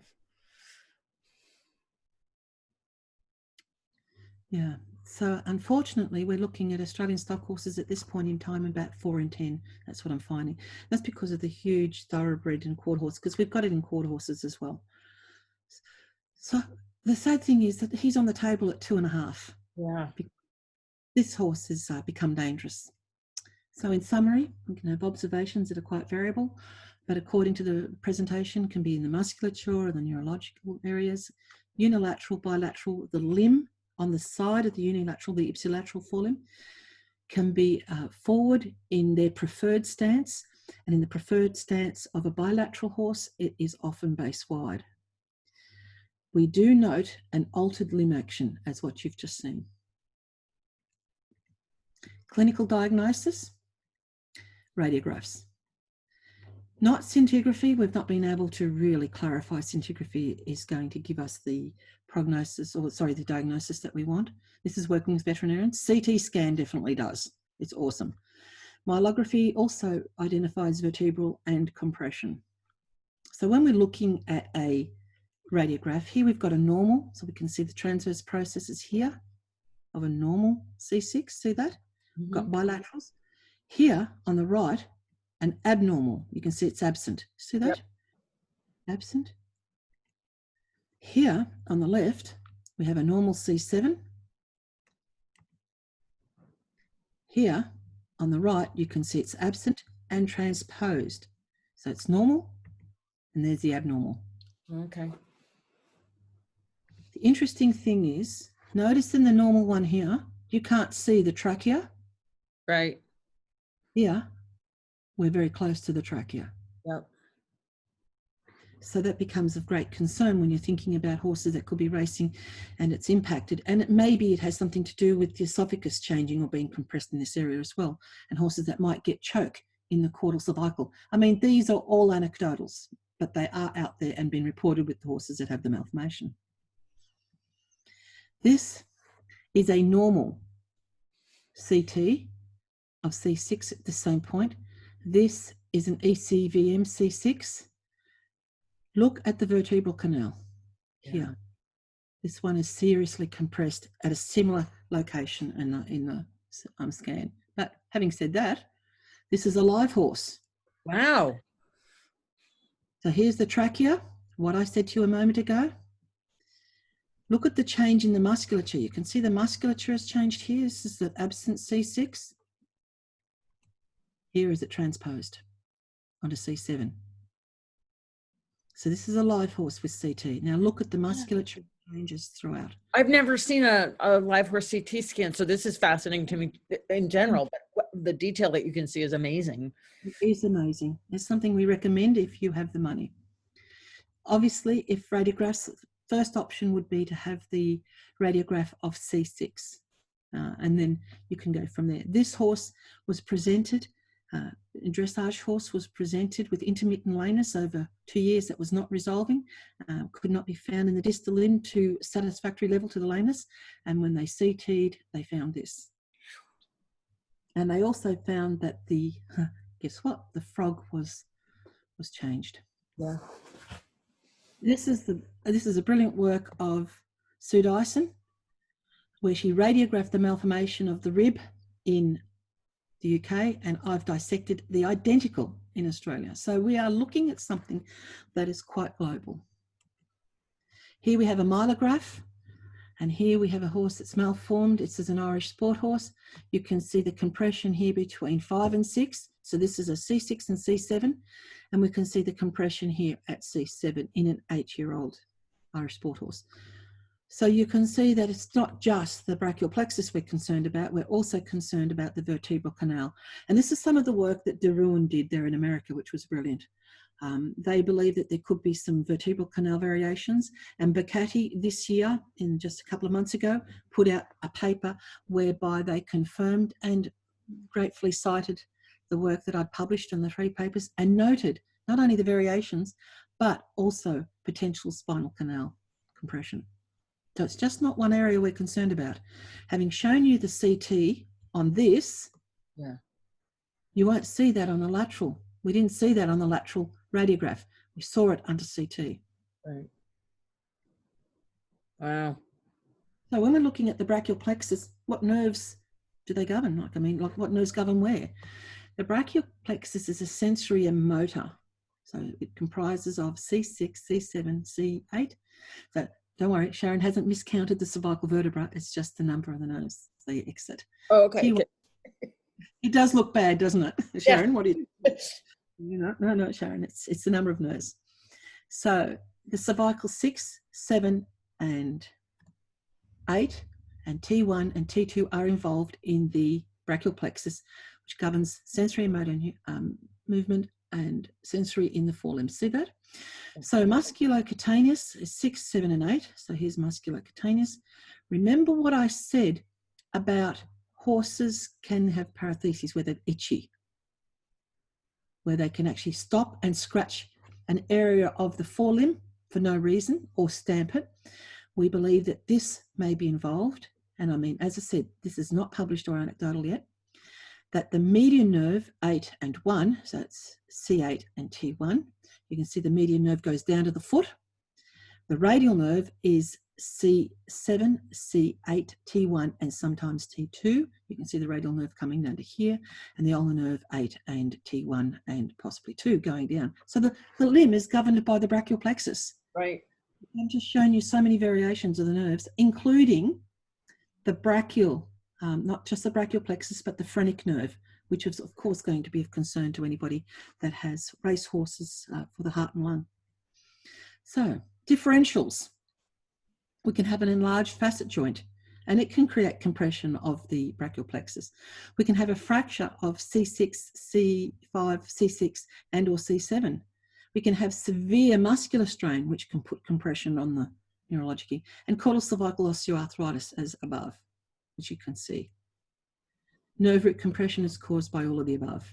So just governing off the nerves themselves is not going to do it. What will help you is this radiograph that you can see of C6. And here you can see the osteoarthritis here. Yep. As an adjunct, of course, I've been chasing caudal cervical and caudal neck research now for over 20 years. And the current disappearing lamella has been of great concern to me.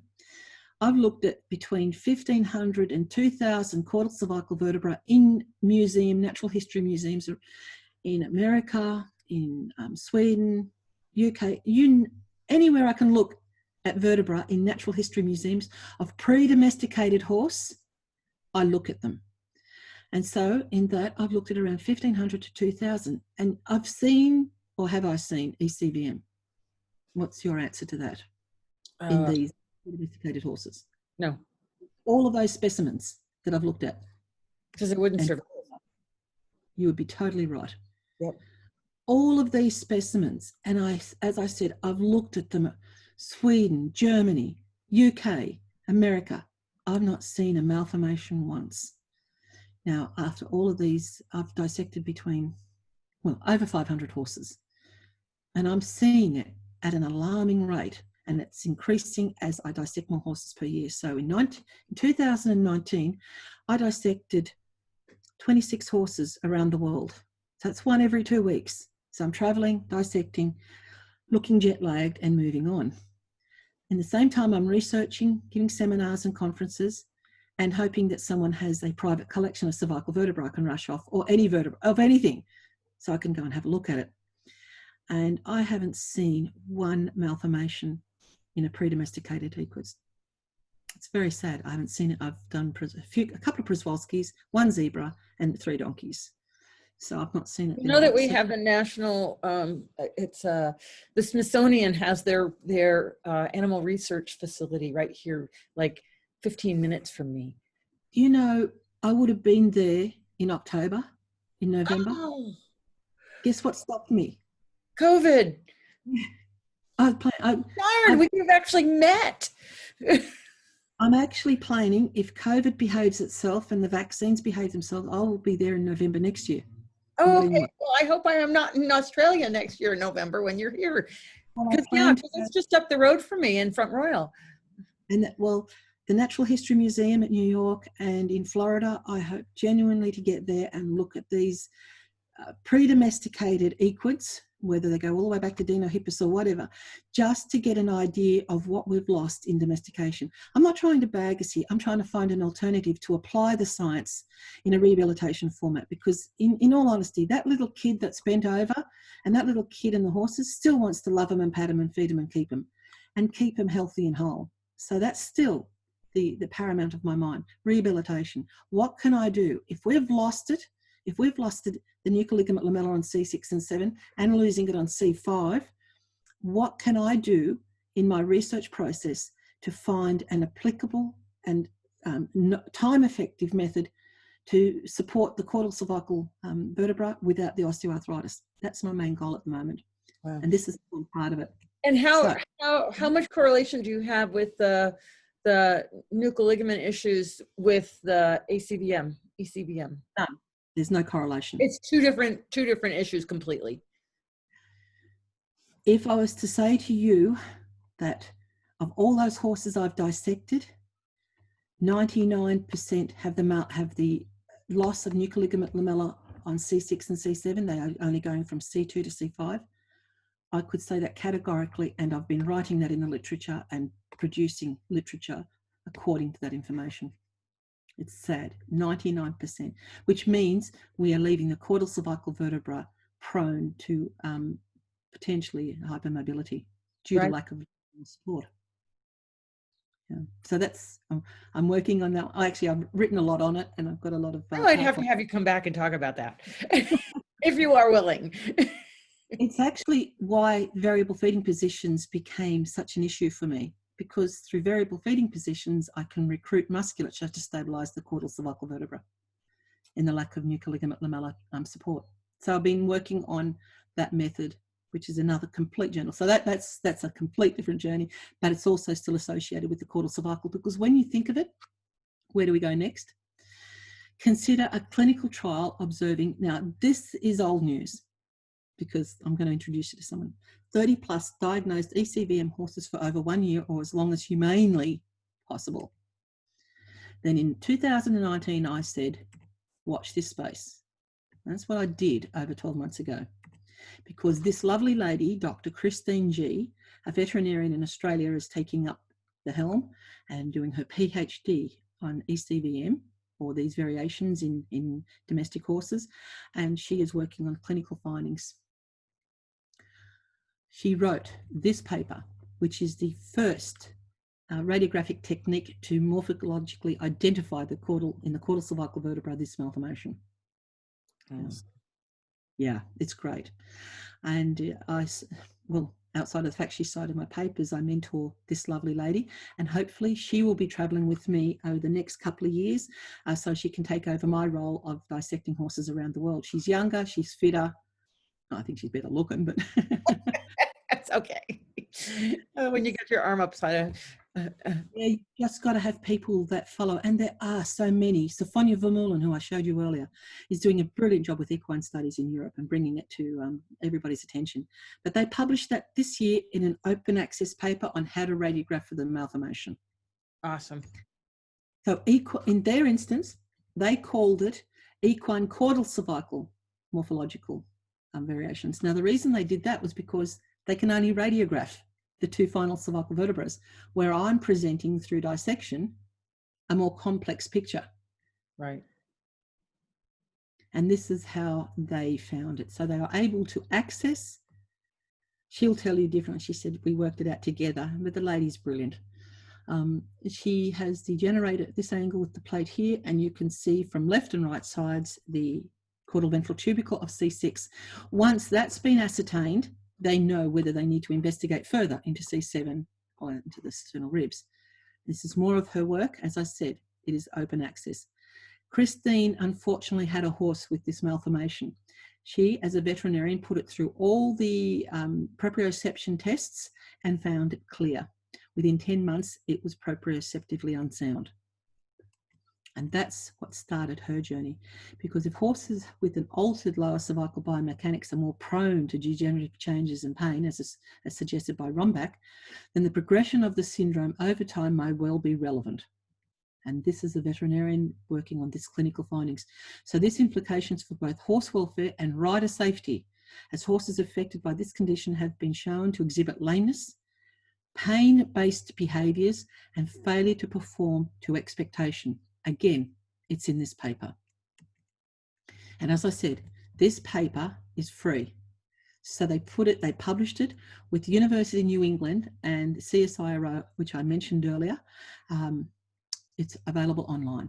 And there, if anyone wants to double check that, I'll just give it another plug there. Awesome. Go for it online. You'll see it come up. Well, the ability to do radiographs to see that in a live horse is so important, because you know, if you see an indication with a radiograph, then of course if you have the money, you go onto the CT scan.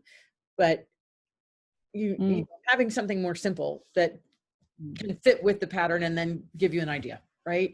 That's right. And here are some more CT scans that she's been able to run through to find malformation of the vertebral canal. So it's just not one area, it's complex. And this vertebral canal, as Duruan suggested, could be an issue, but as Bucati showed in the recent paper, is an issue. So where to now? Well, outside of the fact that she's working out how to the radiographic side, she's going to work out these other areas of whether it's going to influence the vertebral canal, and hopefully, looking at all of these CTs and work that she's doing on, we won't have to ride horses like this, that end up like this. Now, my question to you is, I'm so sorry that it's going to look like it's a horse twitching at flies when it isn't. There are no flies here. It's not fly-based. What you're looking at is a horse that's to be dissected, and I'm observing it. And unfortunately, as with all things, this is a stallion. It's of 23 years of age. Guess what he's been doing? Look at that front leg deviate. Oh. Yeah. So I want you to pick the good leg. It's a little hard because, as I said, the video is a little bit choppy, but I will see if I can do that. I do appreciate your patience with that. But yeah, it's the only thing about Zoom, and I did a presentation for Raquel the other day, and it was the same problem. And it's like, it's frustrating because you're trying to talk about something and show something and it's not clear. So, as he comes around again, let me give me another moment. Yeah, so here it's kicking. Yep. So that's relevant, because the mare that was bilateral that I showed you in the video was also kicking and flicking her tail. Here becomes very significant. Watch as he comes around the corner and he thinks he sees something. And he goes slightly. Watch what happens to the limb as he does it. There. He abducts and then deviates medial. Okay. This limb is the side of the malformation. The left side malformation of C6 and C7 and the first rib on this horse. Boy, you were making me think about more and more horses. Unfortunately, it makes you think about more horses, which is really sad. I'm sorry that I'm showing something that is unfortunately at such a high level. As I said, I dissected to you earlier, I've dissected 6 out of 10 of these horses in Japan. And again, we're looking at shuttle stallions and predominantly 2, again, he just toe stubbed, then he just went to stumble on that left front. Yeah. Again, no flies.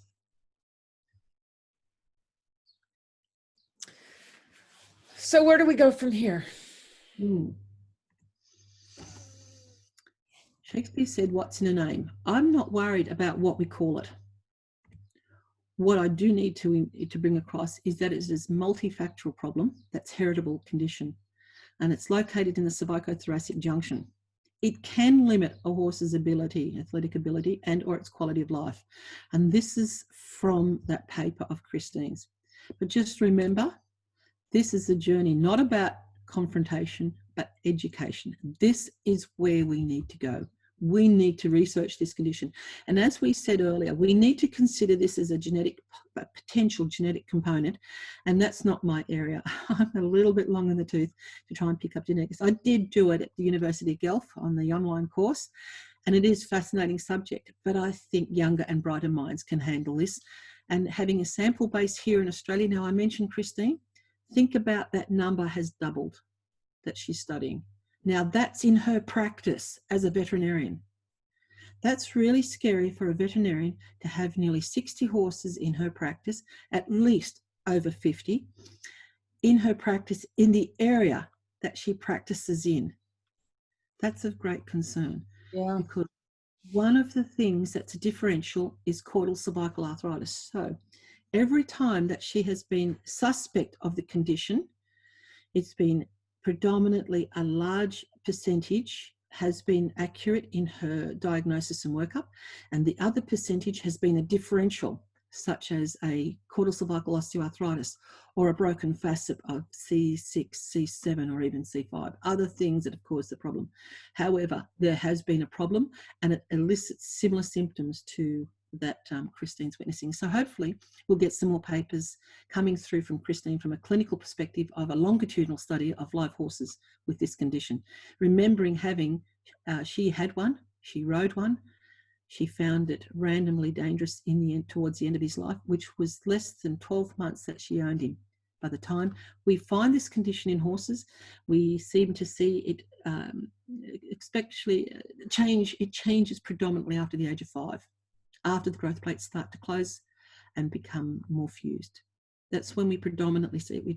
And in Christine's words, the thoroughbreds, or those with heavy thoroughbred influence, seem to be more reactive in the condition in her practice than those that are of warm blood derivative or warm bloods, because she said their personality appears to be of a more amiable and acceptable status rather than thoroughbreds that are more reactive.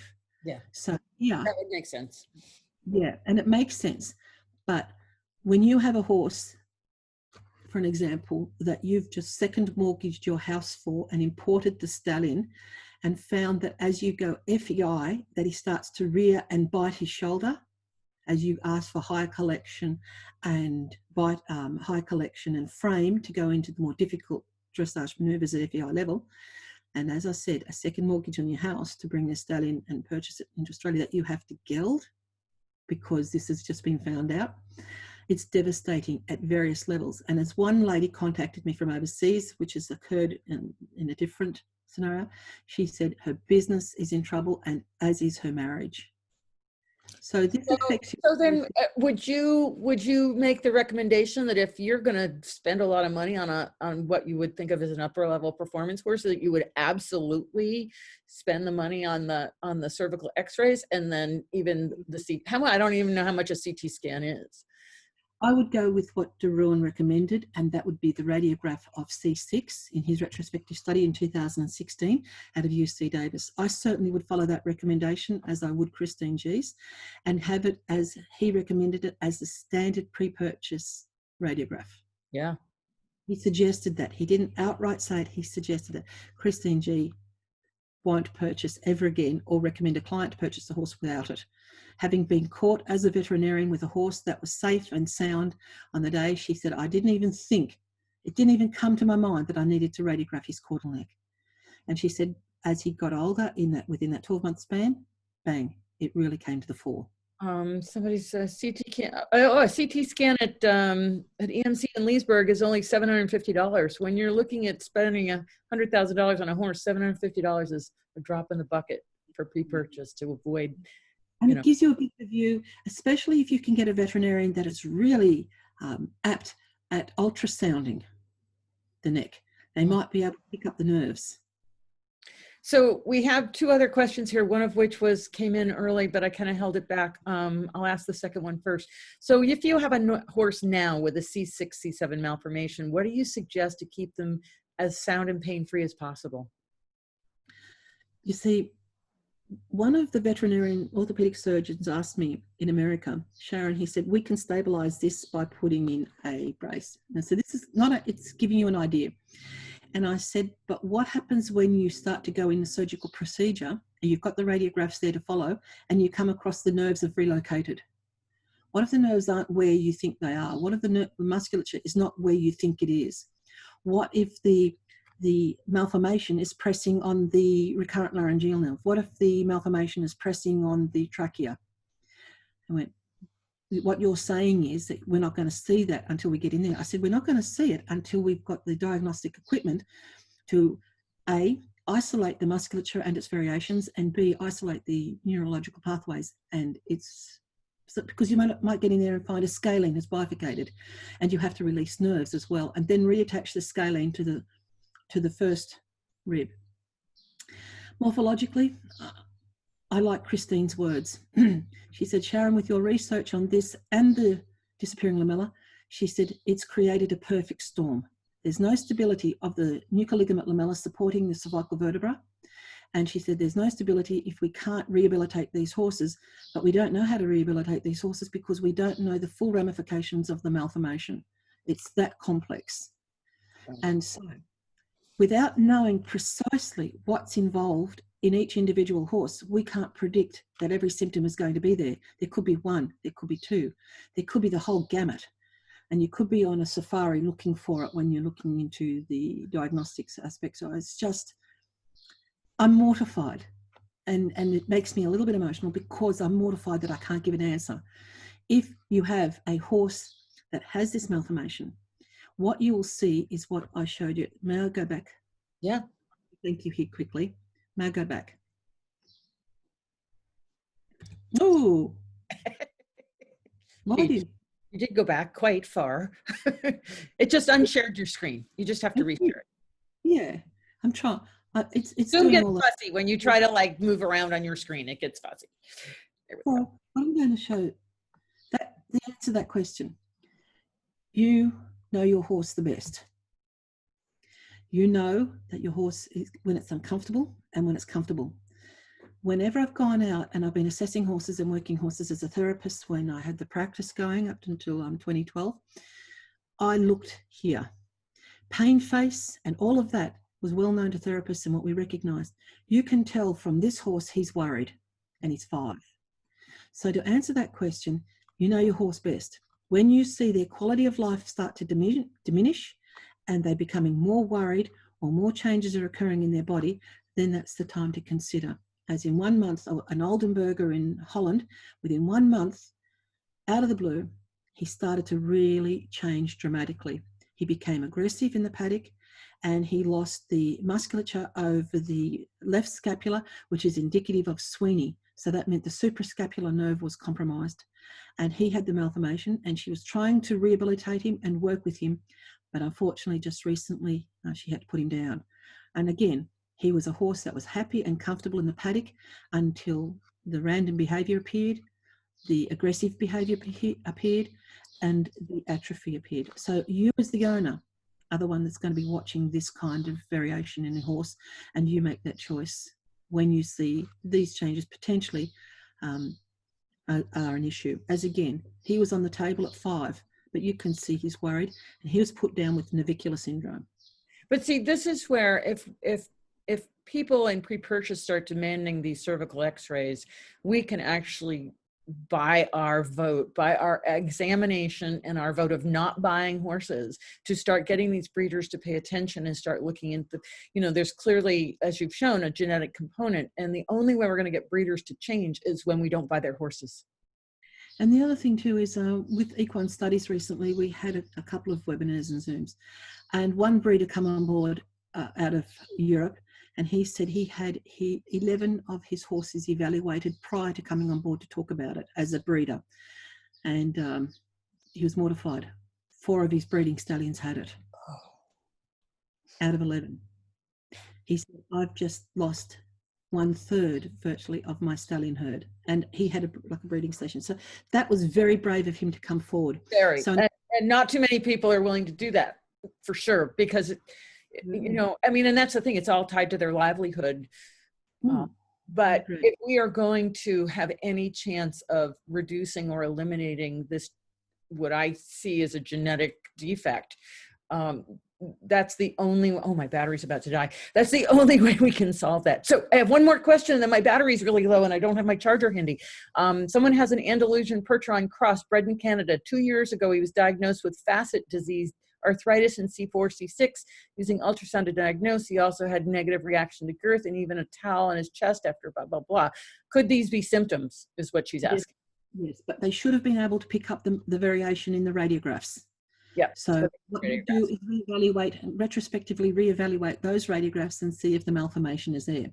Yeah. Having said that, remember that the differentials are that caudal facet arthritis.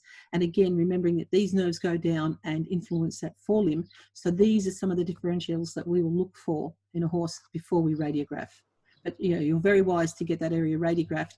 And I do believe with caudal facet osteoarthritis, they can inject a corticosteroid or something to that effect, whereby you can stabilize it and help the horse to have a normal life and pain-free life in that region.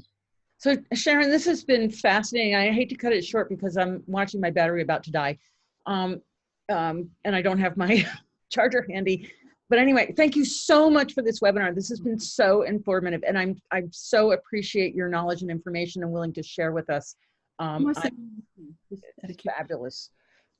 One more thing just for the American folks that are here in the audience.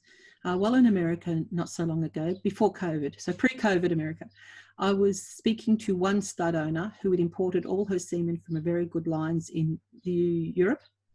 50% of her stud were infected. Okay, that's a passing comment and it's anecdotal, and of course I'm not going to divulge any information. Just be mindful. Right. Look at the back lines, look for the thoroughbreds, look for the Arabs. We can go all the way back to Eclipse as having the malformation. Polymelis had the malformation. We can go back that far because we've looked at the skeletons. Wow. So just, you'll see and of course, when you look at those lines, you'll see some very famous thoroughbred lines. So just be mindful, folks, that a lot of this has appeared predominantly in the last 100 years as a result of a genetic bottleneck. And that's where we can just look at those bloodlines. Get it radiographed before you come and buy that horse. Get it radiographed. That's Someone wanted to know if you could expect parathesis in the hind limbs. Don't know if everybody's going to survive. We've seen ataxia in the hind limbs because of the compression in the vertebral canal, and we suspect that the correlation is between the compression of the vertebral canal, because the long nerves that govern the hind limbs are located on the outside of the spinal cord, and there could be that compression that could be influencing them. So parathesis in the hind, I couldn't guarantee that I can offer that. I can only offer it in the forelimbs. Okay. All right, Sharon, I'm gonna end here, and thank you so much, and I'll be in touch. Really appreciate it. Thanks. All the best. Bye, Bye. folks.